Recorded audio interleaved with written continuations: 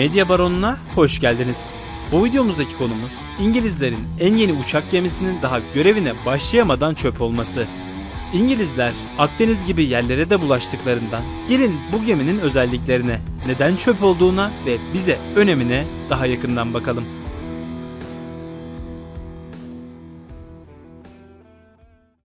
İngilizler dünyayı takip ederek yıllık savunma bütçelerini 22 milyar dolar arttırdı. Bizim yıllık savunma bütçemizden fazlasını ek ödenek olarak eklediler. Bildiğiniz gibi İngiliz zekası denen bir olay var. Tamamen sinsiliğe, el altına çalışabilen beyinler. Bu zeka Büyük Britanya deneyimiyle de birleşince İngilizlerin bir şeyleri görüp hazırlandığını söyleyebiliriz. 22 milyar dolarlık ek bütçe buna en büyük kanıt. Muhtemelen Akdeniz'de ya da Asya'da kopması muhtemel bir olay için hazırlıklara başladılar. Akdeniz'e de ekstra burunlarını soktuklarından Kıbrıs birinci örnek, genel durumları bizi de ilgilendirir. O yüzden en büyük güçlerinden biri olan Queen Elizabeth sınıfı uçak gemilerine bakarak başlayalım. Ayrıca milli uçak gemisi videosunda yapabilirsek eğer İngilizlerinki gibi olabileceğini söylemiştim. Şimdi ayrıntılara inerek muhtemel uçak gemimize de bakalım. İngilizler 2007 yılında 2 bayrak taşıyıcı gemiye ihtiyaç duydu. Planlamalarını yapıp uçak gemisinde karar kıldılar. Ancak modern teknolojiye göre nasıl yapacakları bir sorun. O yüzden ilkinin göreve başlaması 2016'lara kadar ertelendi. İkinci ise görevine daha başlayamadı ve çöp olma dediğimiz durumu yüzünden ertelenmeye de devam eder. Bu gemiler 70 bin ton ağırlığında ve 5 milyar dolar değerindeler. Üstelik bu paranın içine mühimmatlar, uçaklar hiçbir şey dahil değil. Sadece bir geminin kaba fiyatı 5 milyar dolar.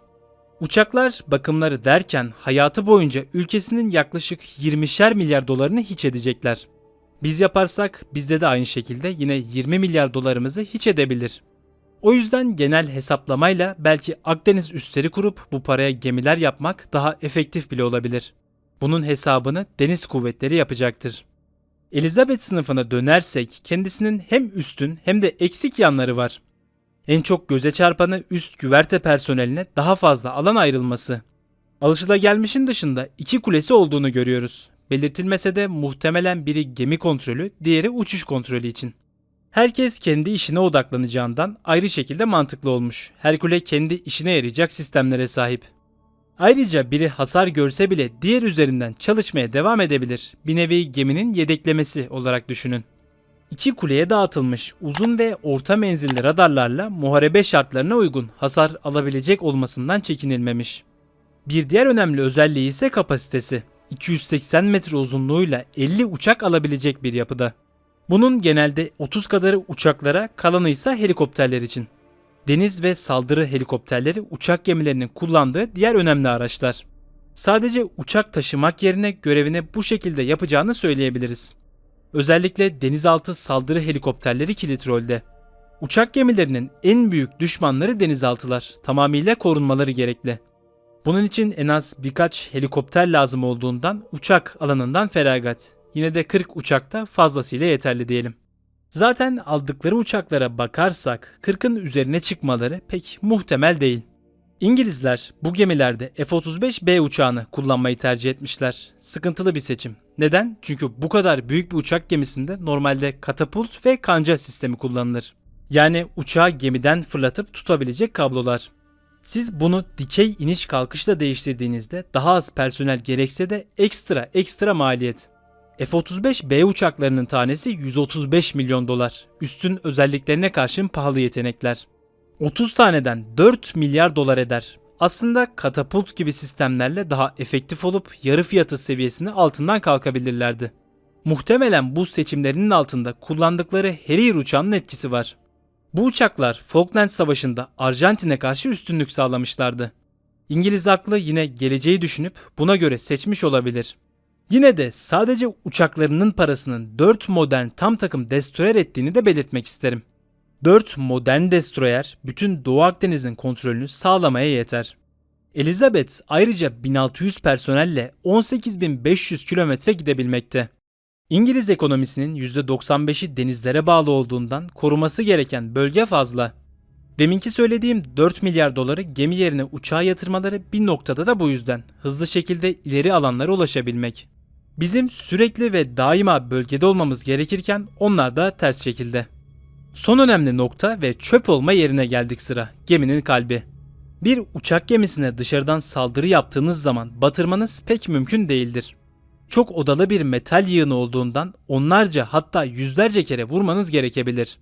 Tek çare pistlerini kullanılamaz hale getirmekte. Üstelik Elizabeth sınıfının uçakları F-35B piste de ihtiyacı yok. İki kuleli olması ve uçakları sebebiyle de muharebe içine dalmak için yapıldığı çıkarımını alabiliriz. Ancak bu gemilerin tam kalbinin sorunlu olduğu ortaya çıktı. Dışarıdan batıramazsınız ama sorun tam merkezden olunca sıkıntı büyük. Bu devasa gemilerin çalışabilmesi için yüksek voltajlı kalpleri ve gaz türbin motorları var. En korunaklı merkezinde vurarak ulaşamazsınız. Geçtiğimiz günlerde 2. Elizabeth sınıfı olan Prince of Wales hakkında görüntüler ortaya çıktı. Bu videoda binlerce galon suyun motor bölümüne dolduğunu görüyoruz. Söylenene göre sel durumu yaşanmış ve yaşam alanları da dahil alt bölmeler suyla dolmuş. Bu geminin göreve başlamadan geçirdiği ikinci sel, iç kısmında bir sorunun olduğu açık. Aynı olay sınıfın ilk gemisi Queen Elizabeth'te de olmuştu. Pervane şaftındaki bir kusuru suyun gemiye girmesine izin vermişti. O toparlansa da Prince of Wales'taki sıkıntı büyük. Çünkü belirtilene göre dönüştürücüleri, 4 dizel motoru ve temel gücü sağlayan elektrik sistemi zarar gördü. Motor bölümü saatlerce su altında kaldığından kilometrelerce kablonun kontrol edilmesi, hatta motorun yenilenmesi bile gerekebilir.